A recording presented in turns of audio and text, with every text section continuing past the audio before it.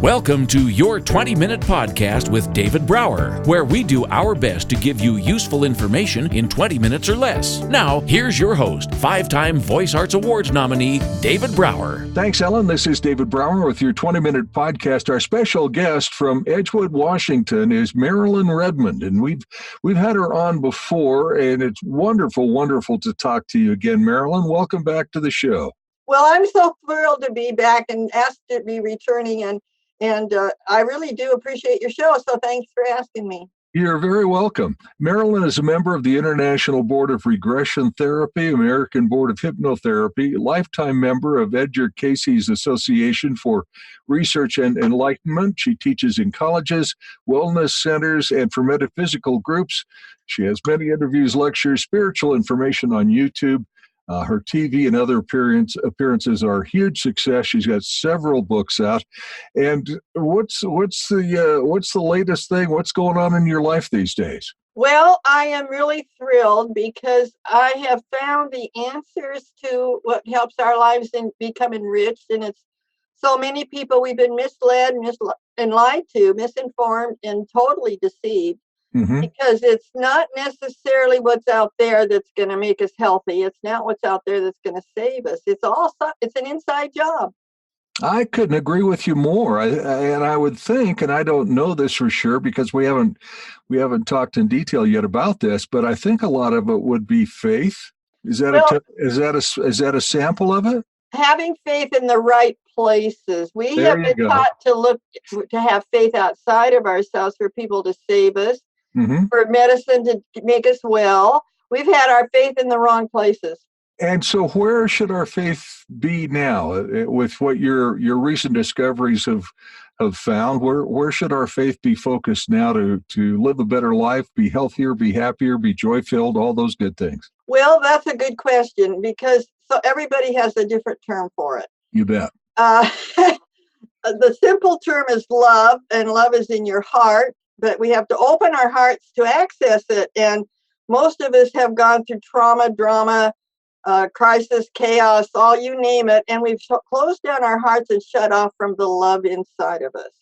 We are created in that love. That's our birth inheritance is created in the image of God, which is a term to label love. And so if you're looking inside and have faith in the consciousness inside of you, which is love, and my books are all about how can you move into the consciousness of love and have the faith.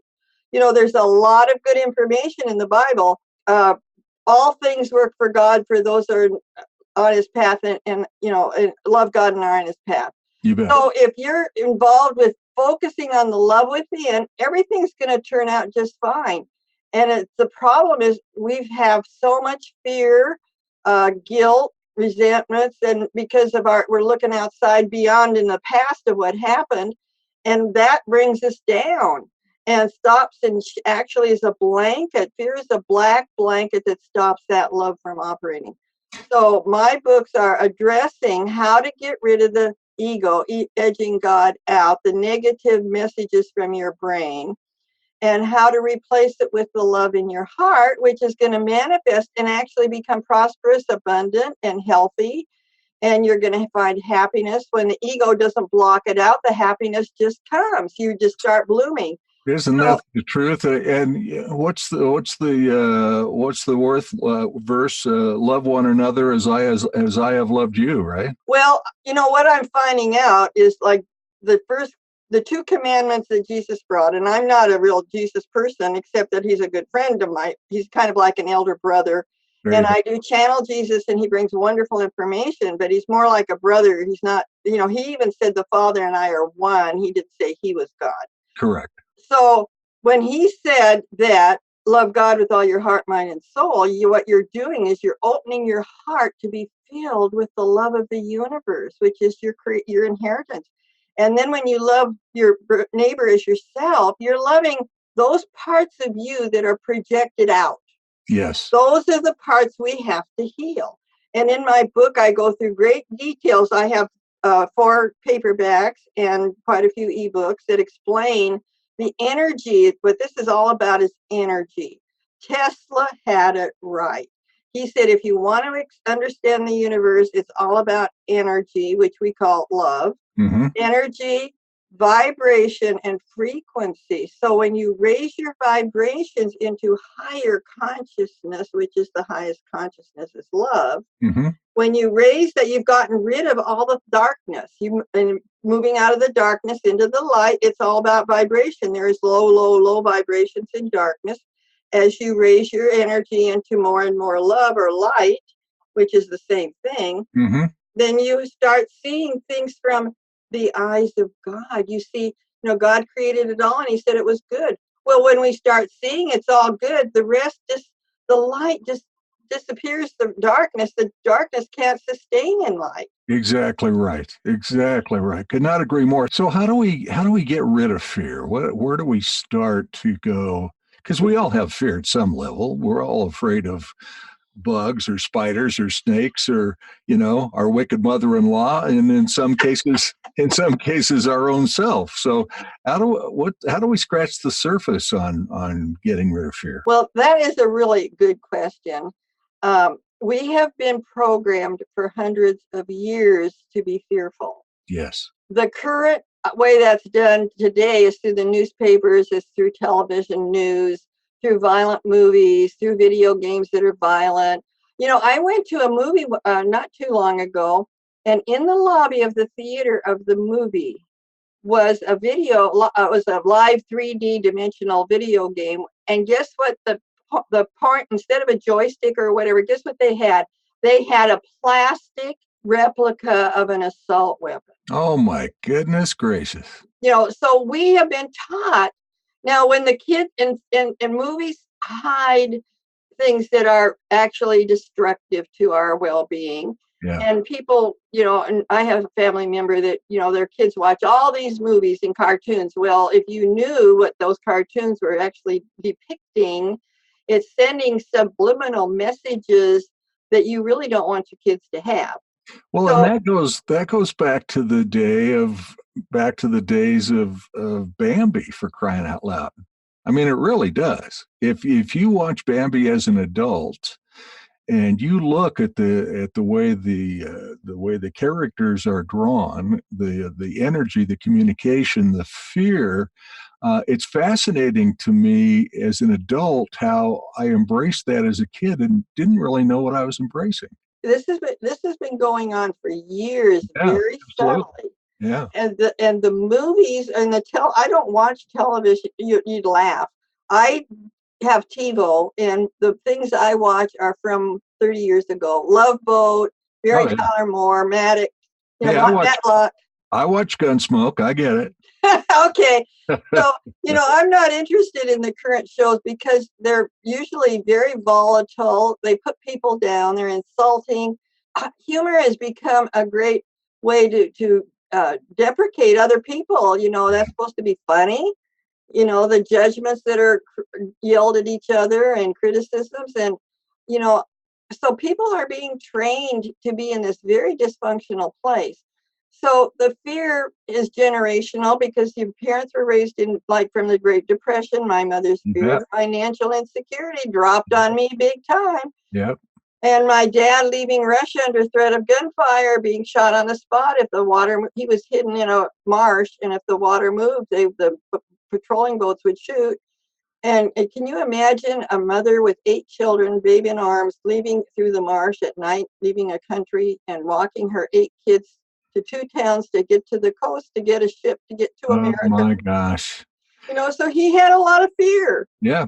And well deserved. I mean, well earned. I mean, goodness gracious. Absolutely. Yeah. So one day I realized, the Bible does have some pearls of wisdom. And it was like the generational anger in my family was down through the generations. It was passed on, and it hit my shoulders. And I said, oh my gosh, I'm the one that's supposed to resolve all this. And so that's basically kind of been my purpose and mission, is to say fear is an illusion because we already have the love in us. It's always been in our hearts. It's not been accessed. We haven't allowed it.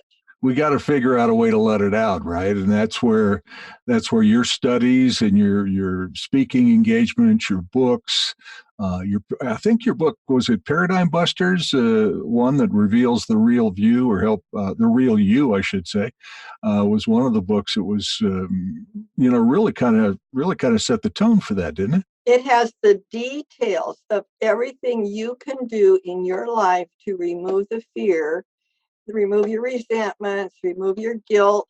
I had 50 years of church, and it's taken me months to really, really, at this stage of my growth, Mm-hmm. to identify how deeply that guilt was put into my life as a child in Sunday school.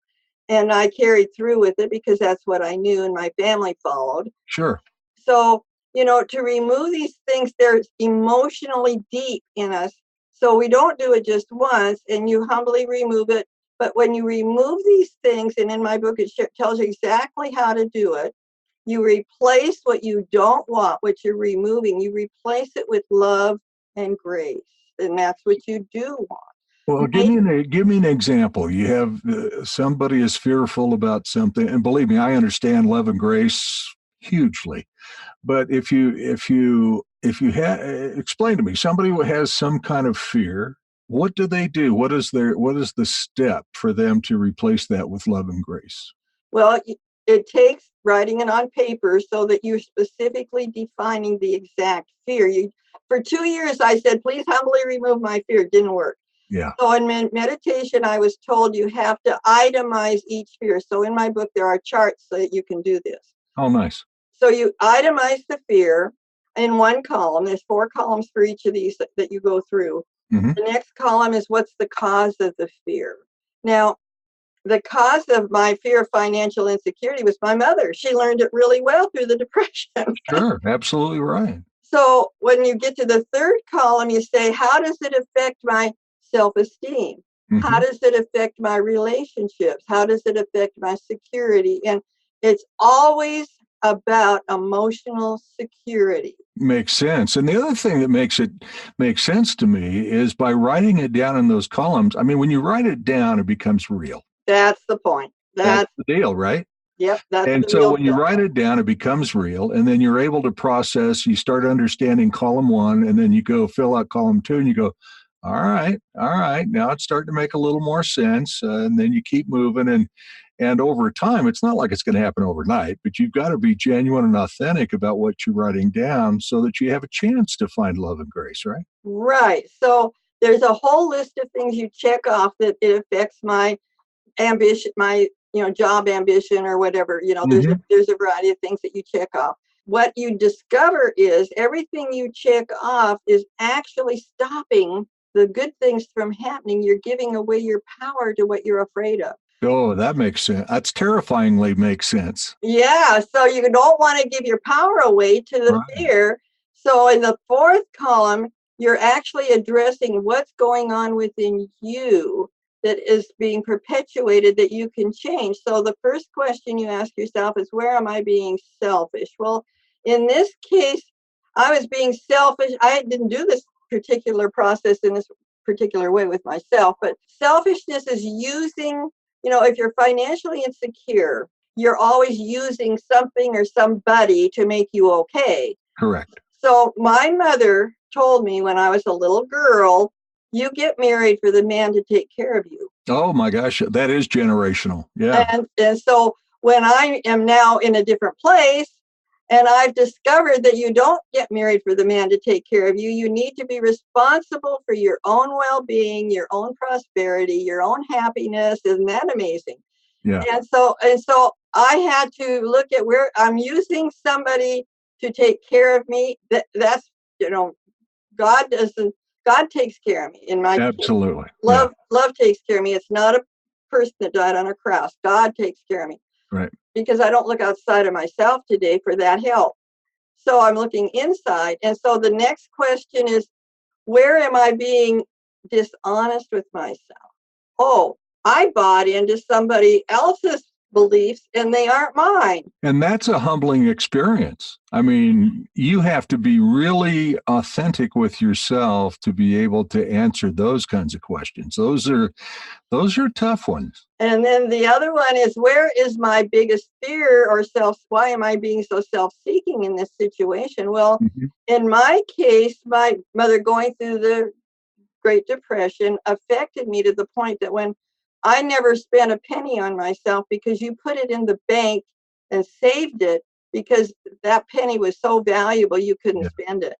Well, or the mattress. Yeah, right. And so my biggest fear was to spend money was going to take away my security. Sure. And that's how my mother saw it. You didn't spend money on, and she made me formals to be in the orchestra, and all the time she's putting the hymn in of this formal, and I'm standing there, and she'd say, we couldn't afford this material. We couldn't afford this material. And I'm standing there trying to get a dress to be able to be playing in the orchestra, and I'm being hammered with money which is not your fault. Right. And the reality was they could afford it. It was in her mind. Exactly. Yeah. And and it was how she was raised, right? Yeah. Yeah. And so the bottom line is, who are you being inconsiderate of?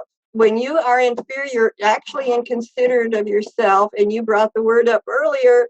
You cannot have faith and fear at the same time. Absolutely right. That is absolutely right. And so your two books, Finding Reality Beyond Fear is another helpful book. And then, of course, The Paradigm Busters. And people need to check those out. You can go to Amazon, you can read about them, you can look at them, you can order them. And of course, we could go to your website as well, which is AngelicasGifts.com, shining light into dark places. And you could learn all about Marilyn, what she's doing, her lectures, her events. There's videos, there's messages, there's books, there's YouTube channels. And you even invite people just to email you with questions and concerns, right? Right. I actually answer questions on Quora, Quora, on the internet. 1,000 people a day read my answers. And if you want to contact me individually, that's through Marilyn at Angelica's Gifts. That's great. I also have a book called The Real Meaning of 2012, which further explains where the fear comes from the negative messages in your ego, in your brain, because that's where the messages come from that create the fear. Right. And so that book goes into a lot. It's a very powerful book. I just reread it myself recently, and I thought, I'm surprised I knew that much in those days. And then, well, it was a bestseller too.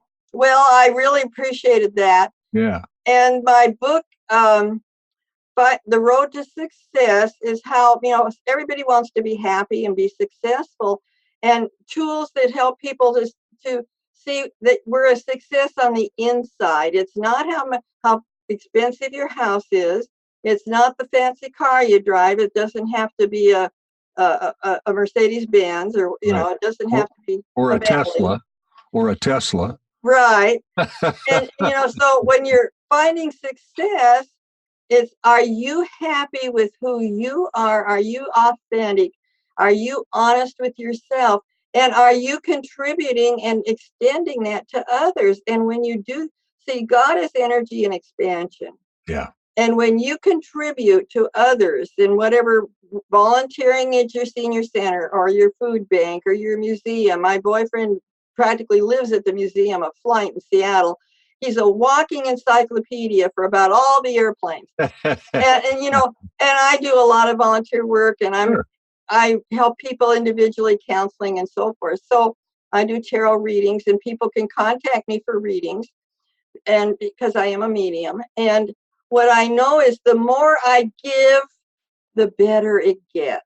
And that's the example for all of us. We're just seconds away from being out of time, Marilyn. So I want to thank you so much again for being a guest on our show. And please visit her website, angelicasgifts.com. All her books are on Amazon: The Real Meaning of 2012, The Road to Success, Finding Reality Beyond Fear, Paradigm Busters, and many more. And it's always just a real pleasure to visit with you and see how you're helping to change other people's lives. So continued success and much love and grace to you. Well, thank you so much for the opportunity. Listen to Your 20-Minute Podcast with David Brower on the go. Downloads are available on YouTube, Twitter, Facebook, iTunes, iHeartRadio, Spotify, any podcast app, and on our website at davidbrowervo.com/Your 20-Minute Podcast. Until next time, thank you for listening.